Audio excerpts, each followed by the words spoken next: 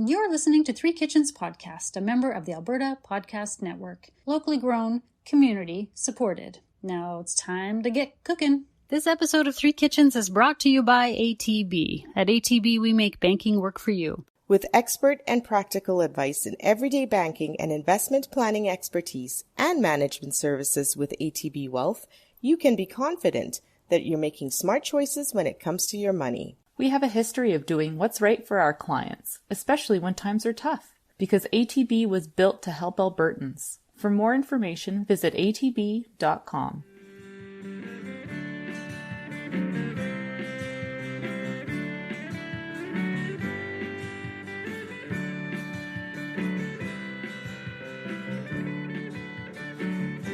Welcome to Three Kitchens, the podcast where we talk about what we're cooking. I'm Heather Dyer. I'm here with Sarah Somasundaram. Hi, Sarah. Hello. Sarah has a cold, so she may... Her voice sounds extra sexy today. Extra low. Super sexy voice. If there is such a thing with my voice. I'm going to be muted for most of this episode, so... Okay. But I'm here. That's totally fine. And Erin Walker. Hi, Erin. Hello, hello. So what's going on today, ladies? Erin, you and I were just chatting about the Stampede Midway food. And for anyone who's not from around here, the Calgary Stampede, as they call it, the greatest outdoor show on earth, is basically just it's a rodeo is the main thing. And then there's a whole bunch of other events. It's a reason for people who work here to drink for a week. Young people. I think by this age, we don't even do any stampeding, but younger folks like it a lot. I used to a lot of romances happen. There's a Stampede baby bump. 9 months post Stampede, there is a notable bump in the number of babies born. Anyway, my husband brought up that, the Stampede Coke stage, we should see if there's any bands worth checking out, because, we're into current music. And then he started listing the food that they're going to be bringing to the Stampede, because part of the attraction of going to this thing is the crazy things that they choose to make. I don't know. It's not really. I don't know if it's part of the attraction, but it is. People go down just to try all the Midway food. It's because very carnival food, right? Yeah. It's deep fried everything. Yeah. So there's a couple that stood out to me, but what stood out to you? Okay, what have you had in the past? Oh, I don't eat that shit. I just like those donuts. You know, those mini donuts? People always love those. The mini donuts. Sure. I've had the deep fried Oreos. Oh, you have it? Yeah, they batter and fry an Oreo. It's not bad. Okay. I mean, it's nothing to be like, wow, you totally have to eat this. Okay. It's an Oreo and it's warm and it's crusty. Whatever. But there's always there's a bit of a shock value. Yes. All right, you both have obviously read up about this, so tell me all about this. So, Heather, what was on your list of do not go there? Okay, there's something, and I don't have it. I just heard it on the radio. I didn't take note of the exact name, but there's something called like a bad breath lemonade. It is lemonade with onions and garlic. Come on. Lemonade with onions and garlic. And like a soup. No, it's lemon juice with onion and garlic. Okay, so that sounds like cold soup. And sugar? Well, I don't think there's onions floating around in there. I imagine it's pureed or something. Maybe it's garnished with a nice deep fried onion on the side. Anyway, it sounds disgusting. And why would you want to? You're definitely not going to hook up with anybody if you're drinking something called bad breath. Oh, yes, lemonade. You will. I'm sorry. Stampede. It's Stampede. They're so freaking drunk at that point. You also know Stampede means that you just throw out all of your standards, too. Right. That's the other thing about Stampede. The beer goggles are thick. Yes. As are the lemonade ones. Oh, that doesn't sound good. Okay, so let me know if you would try this next item. Okay. It's a Kraft Dinner flavored soft serve ice cream. Kraft Dinner mac and cheese flavored ice cream. God. Yuck. Right? That sounds really awful. And it's bright yellow like you'd expect, or orange or whatever. Yeah. And are there going to be chunks of noodles in it, guys? Yuck. Yuck. Okay, wait, but is it sweet? I don't know. And savory? And mac and cheesy? I'm guessing it's just going to taste like macaroni and cheese. All right, guys. And listeners, these foods are not cheap. So No, whoever who's going to, this is an investment to try something that sounds not so delicious. Sarah, I have another one for you. All right. There's another one. Let's hear it. It is a mealworm hot dog. No. There's worms on it. No, that's not. Are they live? What? Are they live? No, I don't think they'd be crawling. But no, that's not okay. That's just pushing it. I mean, why? Yeah, no. Exactly. Okay, this sounds tasty. Okay. Honey habanero ice cream pops. Okay, I'll try that. Right. That's triable. Yeah. How much are they? Like $18? Oh, I'm sure it's probably at least. Well, I'm not going to the Midway. I'm not going to eat any of this stuff because I'm not going there. I do enjoy a good pancake breakfast with maybe a live band. Yes. And they're all over the city. So that's kind of nice. You don't have to go to the grounds to do that. Exactly. Right? Yeah. I've had some fun Stampede times in my life. Yeah. It's just not really now. No. It was fun then, but not fun now. Mm-hmm. We hopefully have tempted your taste buds with those fantastic Midway food combinations that they've come up with this year for you. No, you know what? What we've done is just made the recipe I'm going to talk about sound that much better. That's right, because low standards, and then now you've got something real. So if you're not into putting mac and cheese into your soft serve ice cream. Mealworms on your hot dog. I actually did see a photo of that one, and it's like, I thought of Sarah because she's got a fear of worms and creepy crawly snakes. What are you into, Heather? What are you into? What are we into? Okay. There will be no worms in this recipe. In fact, it's vegetarian, so there will be no animals of any kind. Sarah's face just fell a little bit there. She was like, I know. But you know what? I feel like, okay, so I'm doing another sandwich, and I realized I just made a sandwich for my last episode, and this is completely different. That was like meat on meat. Mm-hmm. It was bacon on chicken, and it was delicious. But this one is veggie. So this is going to balance it out for us, is really... Yeah, it's just completely different. It's completely different. Okay. It's called Sabich or Sabich, and I'm probably saying that wrong. I Googled the pronunciation, but sometimes they steer me wrong. Google with the little, you get that little computer voice that goes Sabich. Right. I'm like, are you sure? Yeah. I'd like to hear a real person say this. Sabich. Okay, I'm just going to say Sabich, and let's hope it's right. It's an Israeli sandwich. It's named for the guy who invented it. I was thinking inventing a sandwich sounds kind of odd, but I guess popularized it, I guess. Yeah, maybe he just popularized the sandwich is named after the Earl of Sandwich. Of course you name it after whoever made it. I know, but is it invented? Is it really an invention when you just put a bunch of stuff in some bread? Like, I don't know. Anyway. Created by. There you go. That's a better word. Let's use created. So this guy, Sabich Halabi, was the first to start selling it. I don't know if he created it, but he started selling it in the 60s in Israel. And it's described as the ingredients of a Jewish Iraqi breakfast put into a pita. So why am I already so excited about this? Yeah, I'm really hungry. Like, you don't even have to tell me anything about what's on it, what ingredients. Done. I'm just going to eat it. I already know I cannot wait to eat this. Maybe because I just had those Turkish pitas again. I am just like, I'm living in the Mediterranean countries, and right now with my food wants. And Middle Eastern. Me and Pinterest, just browsing around stuff, I saw this photo of one of these sandwiches, and I think I sent it to you guys. I was like, I want to eat this. I don't even know what's in it. I'm going to eat it. Yeah. So it is a pita, not Turkish pita pizza, but pita bread. Right.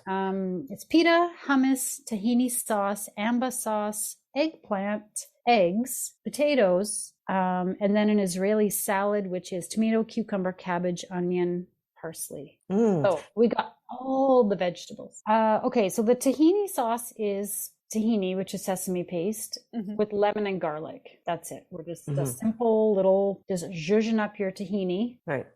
Are you going to be using some salted lemons in that, Heather? Do you really even need to ask that question anymore? It's like kind of like when we say lemon, now it just means salted lemon. Just leave out the salt and just note to all listeners. Asking if it's salted lemon is rhetorical. Yes. It is.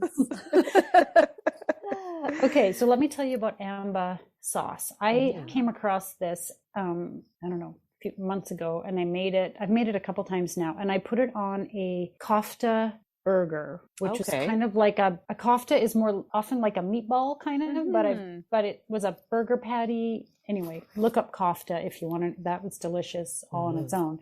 But an Amba sauce is a mango sauce. So you're cooking this down: mango, chili peppers, mustard seeds, lemon, cumin, sumac, fenugreek, cayenne pepper, brown sugar. So it's sweet and spicy, and the mustard seed gives it this, I don't know, completely different punch. Yeah, I don't know. It's interesting.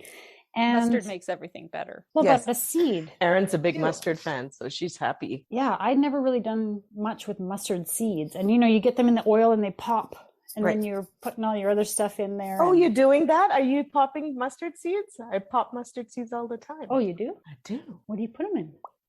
I put them in lots of Indian dishes. Oh, okay. I find it funny because I was on Roop's podcast once, a video cast, and we were talking about how to pop mustard seeds the proper way. Oh, there's a proper way. Oh, no. Proper way. Sounds like you better do your research there, Heather.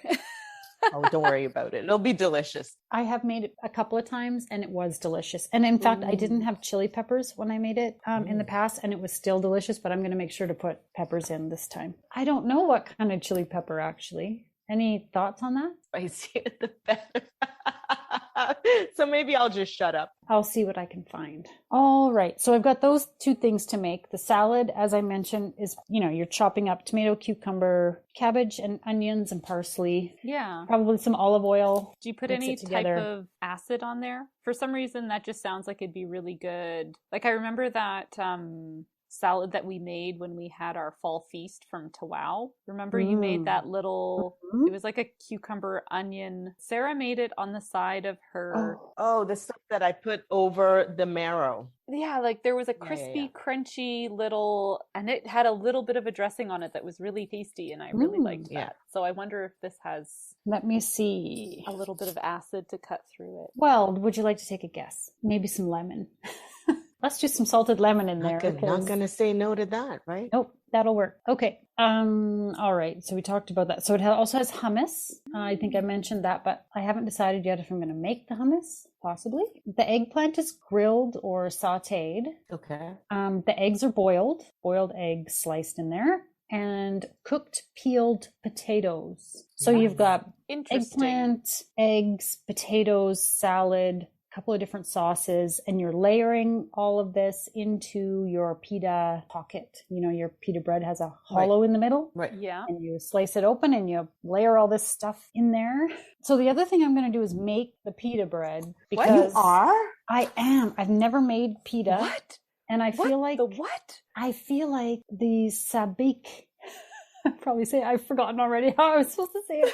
Sabich. I feel like it warrants a fresh, homemade piece of bread. I don't want to put it in that dried thing from the store. I mean, some of them are good. And if you've never, I've never had a homemade pita bread. Even when you go to like the delis, they don't make their they're own not pita homemade. bread. No. But I'm going to try. So it's a yeast. Oh, there is yeast in it. I see. Oh my God. Doesn't it make the pocket as it cooks? Yeah, you need the yeast in order for it to make the little pocket. Interesting. So it's God, I've always wanted to try this.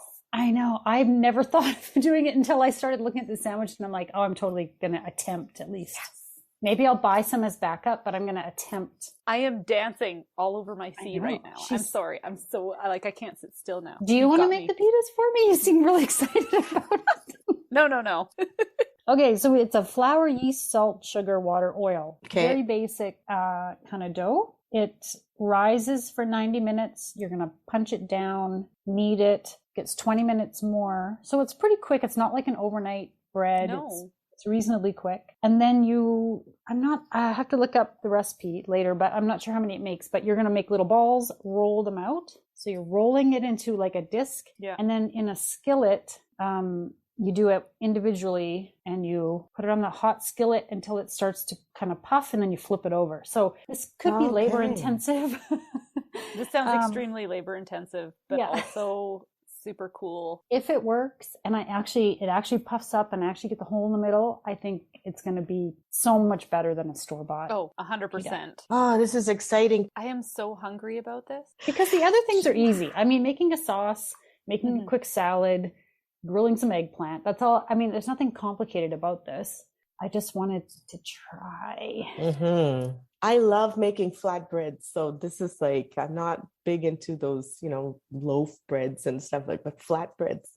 So exciting. Yeah, it's just a little, but trying to get that pocket of air in the middle is where I'm like, oh boy. This is going to be super neat. This will be fun. No, even if you don't get the hole in the middle, fold it together. You just fold it. Exactly. Delicious. Like either way, it's a great thing to practice. And I imagine like takes a few times of doing it to kind of, but I love the idea of making your own pita. That's so like, can you imagine inviting people over and going, where'd you get the pita from? That's delicious. I made it. I just made it this morning. Awesome. No biggie.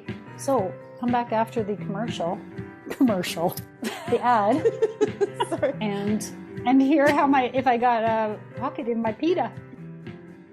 This episode of Three Kitchens is brought to you by Alberta Blue Cross. Alberta Blue Cross understands that running a small business is tough, and they understand business owners in Alberta are busy. Let Alberta Blue Cross give you peace of mind with a group benefit plan. They offer health, dental, life, and disability coverage for your employees. Alberta Blue Cross group benefit plans are easy to manage, anywhere, anytime, and on any device, making it easy for you and your employees to access. To learn more and explore your options, head to ab.bluecross.ca. So let's talk about Sabich. Gosh, pronouncing that. Okay. Sabich. I accessed the majority of the recipes for this out of the spruceeats.com. So I think I've talked about this site before. Yeah. Like free promo for all these like food blogs that we're always talking about.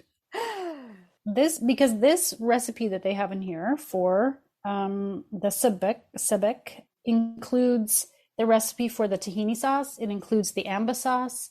It includes, and the hummus. One-stop shop. Yeah, it doesn't include the bread, so I got the bread from another site. But let's talk about the sauces first, because that's where I started. Like the day before, I made the amba and the hummus so that I would have them ready to go. Please talk about the sauces, because they've now run out in my fridge, and I'm a very sad, very sad person. All right. So amba sauce, I had made this actually a couple times before and put it on other things. Like it's really good on burgers. It's kind of like a chutney, like a mango chutney kind of. Yeah. So you could put it on all kinds of things. So you're dicing your mango, and I have used frozen mango for this, and it works perfectly fine. So if you don't want to have to good to peel know. and chop, I find it a little bit of a pain in the butt. And I would have preferred, if I'd been thinking about it, I think frozen would have just been a lot easier, because it's already all diced up and you just pour it out of the bag and there you go. Right. Nice. So you start with some canola oil or whichever oil you prefer in your pot, heat it up, put in your mustard seeds, and when they start to pop, then you add in your hot chili pepper, seeded and diced. I ended up using a Thai red chili because that's what was handy to me. Then you cook that a little bit. You add your mango in with lemon juice and brown sugar. And then you have a cup of water handy, and you add in water, you stir, you kind of keep doing this until the sugar's dissolved, and you're just adding water as you need it to keep it from like burning on the bottom. Okay. Then you let that simmer down until your mango is tender. So you want to soften your mango. Stir in cumin, fenugreek, sumac, cayenne pepper, and salt. I didn't have fenugreek, so I left that out. I did think I should have made a call to Sarah's spice pantry, but I just thought, we'll just leave it. So then you take it off the heat, let it cool, put it in a container, put it in the fridge, and leave it at least overnight so that all the flavors are in there. So easy, right? Yeah. There's your amba sauce done and ready. Then so on the Spruce Eats, when you click hummus to get the recipe, they have quite a number of them, different variations. I just did the ultimate classic hummus because I have made hummus before, and this was a straight hummus recipe. You've got chickpeas, some of the liquid from the chickpeas, lemon juice, tahini, garlic, salt, olive oil. And you're putting that in your food processor. Everything but the olive oil, you kind of whiz it up, and then you're drizzling your oil in and mixing it until it's blended to the kind of the consistency that you want. It's like the easiest thing to make, especially if you have a can of chickpeas. If you had to rehydrate first, that would take a bit more time, and this makes quite a bit. Let's see, we started with a 16-ounce can of chickpeas. I had quite a bit of hummus. So that's very basic. If you want, you can like add spice to it. You can do all kinds of things with hummus. Tahini sauce is just sesame paste, water, lemon juice, garlic powder, salt to taste, and ground black pepper. Mix that all up. And if you've eaten, tahini, it's bitter, right? Right. So you just want to taste it and make sure, like I added a bit more lemon because I prefer it a little less bitter and more acidic. So you kind of just play around with that one. Okay, so I did that the day before. I had my sauces done. They're in the fridge, ready to go. And then the next day I made my pita bread. So this is from a site called letthebakingBegin.com. Homemade pita bread recipe. Okay, this is where it got interesting because I definitely had never made pita. And I was concerned about getting that hollow in the middle. The recipe itself is very simple. You're just doing your yeast, salt, sugar, water, warm water, and olive oil in let that froth up a little bit. What do they call it? Activate. That's right. Then put it in the bowl of your mixer, add 2.5 cups of flour, and let that go with the dough hook. Or knead it by hand if you don't have a mixer. I think you need it for about 10 minutes. You want it to be tacky and elastic, but not too sticky. Then you're just going to put it in your oiled bowl with a kitchen towel, like a tea towel over it, and then leave it for 1 to 2 hours until it doubles in size. So pretty easy. And then you're going to put it out on a floured surface, divide it into 8 equal pieces. This makes 8 pitas. Roll them into balls, flatten them into discs, use a rolling pin, and roll them out to about 1/4 inch thickness. I found that they rolled pretty easily. Okay, yeah. They're quite small. I would say this is like I know sometimes the ones you get in the store are quite large, and that's what I had in my mind was this big round. When you cut it in half, you have quite a large sandwich, right? But this is smaller for sure.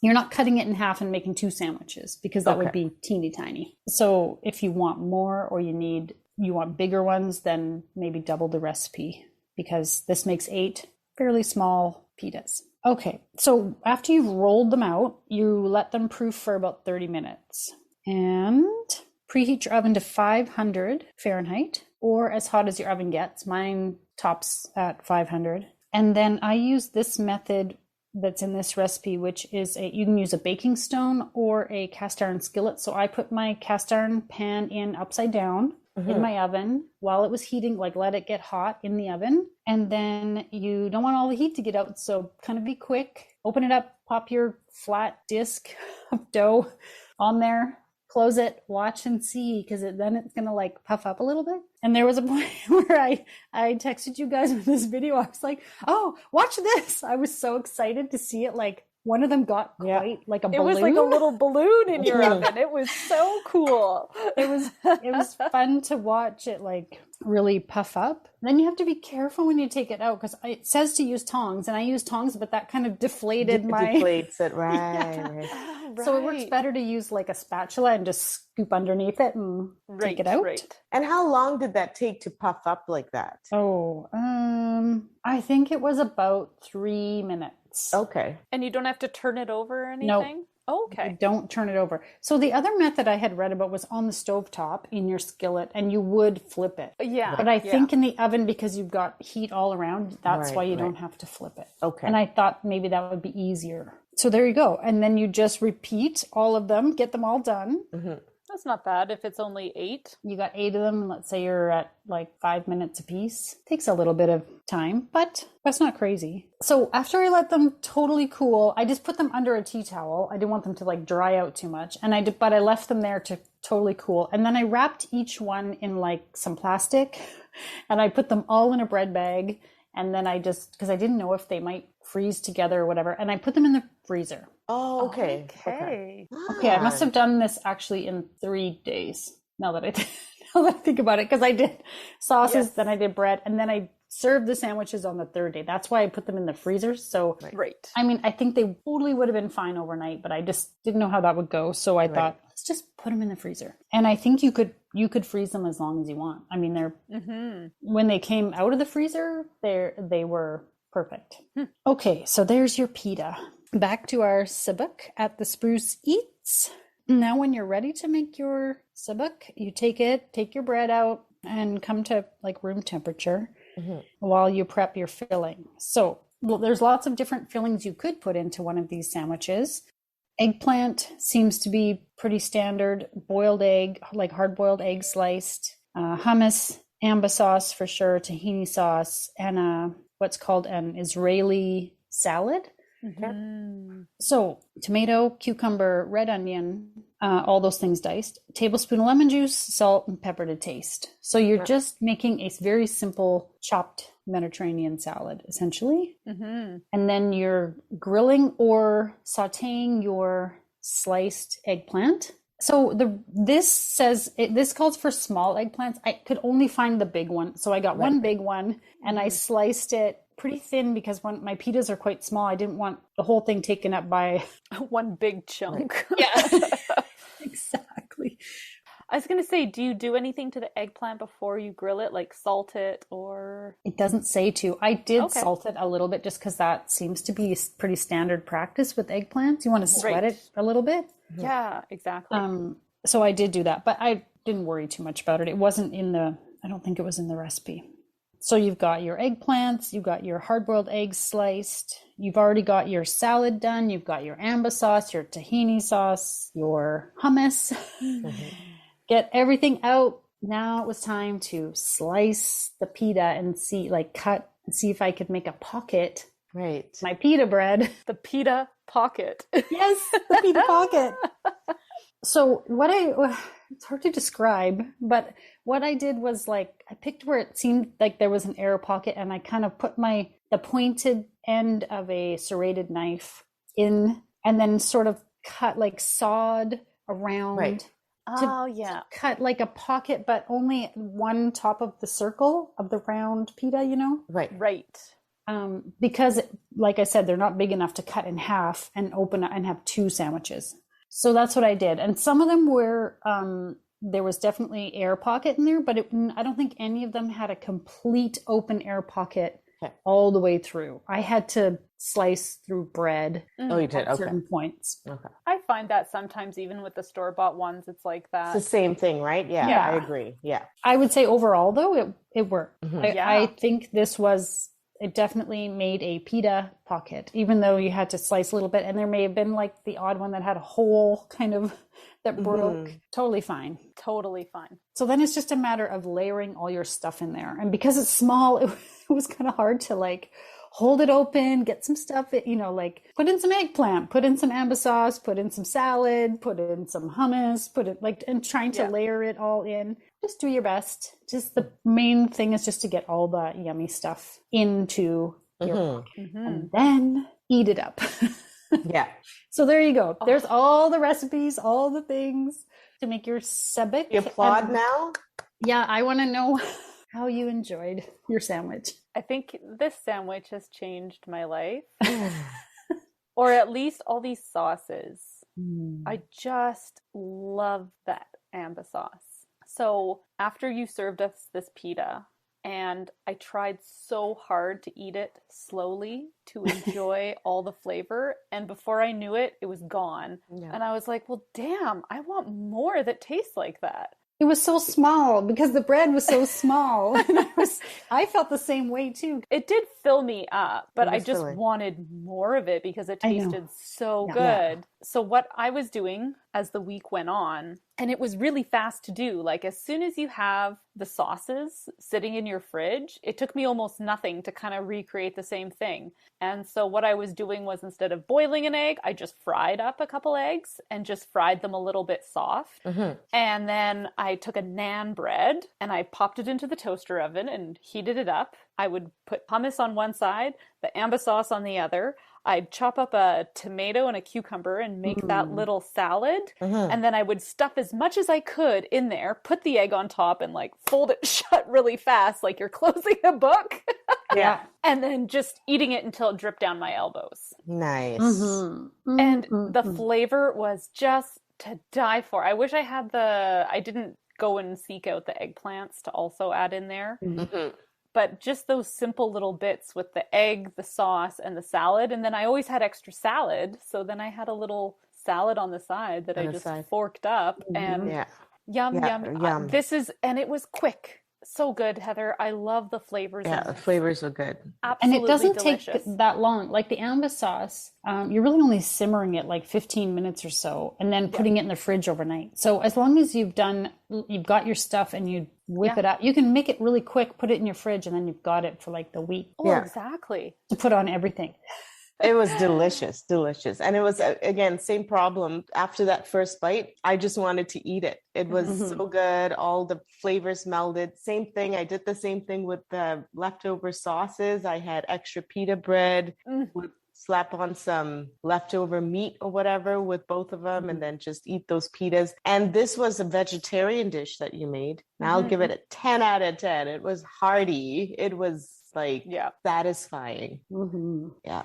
And I liked that the pita bread was a little bit thicker. Like it wasn't... we should talk about just the bread itself. Sometimes that other stuff from the store just gets too chewy. Like you feel like you're like, it's too take dry. a bite. It's dry. And it's dry and chewy. And like you have to like pull it away and... You have to tear it with your teeth. You tear it. Yeah. It's not as enjoyable to eat. This stuff was... I liked that it was a bit thicker. It was a little bit meatier. And it just like... Softer. You just sank into it. Mm-hmm. Yeah. I liked it too. I would totally make that again, even though I was nervous about it, but I would make a bigger batch and freeze them. Oh yeah, great idea. I like that. Sure. I like that you froze it and it worked. I'd like to try that. Take the time to make a whole bunch. Like it's really 8 of them. It didn't take that long. Right. No. Really. The first recipe, well, it wasn't really a recipe. It was more like what is it and what could you put in it? Mentioned peeled, boiled, and then sliced potato. So if you needed to, fill it up a little more, you could put something like potato, or I would think like a yam or something would be good in there too. Like, no, I wouldn't change it. I think it's perfect as is. This is like the first time I have been excited about my own lunch in years. Yeah. Like years? Yeah. Like you're not a lunch person. Exactly. I hate making myself I know. lunch. I agree. And I hate making lunch when the kids are home too. I just for me, lunch is a 4-letter word. Don't say it to me. I hate that question. Yeah. But now that this is in my life, I'm like, I can't wait for lunch. And it takes no time at all to whip it up once you have these in the fridge. Like I felt like such a grown-up this week eating this instead of like a handful of chocolate chips and 2 oranges or whatever. Usually. Whatever the stupid crap is that I'm just digging out of the fridge or whatever's left over in my kids' lunch at 2:00 or, And you could, and if you don't have the bread or you don't eat bread, just make it like a salad, put it all on your plate, the vegetables and the sauce. And even I would say chicken would be really good in there if you're not vegetarian. Like if you had some leftover roast chicken, it's just the sauce, like, I don't know, a baked potato with all that stuff on there. That would be yum. Yeah. No, this is fantastic. This delicious. Is so good, Heather. I am so glad you made this. Now go and make your amba. I am gonna do that.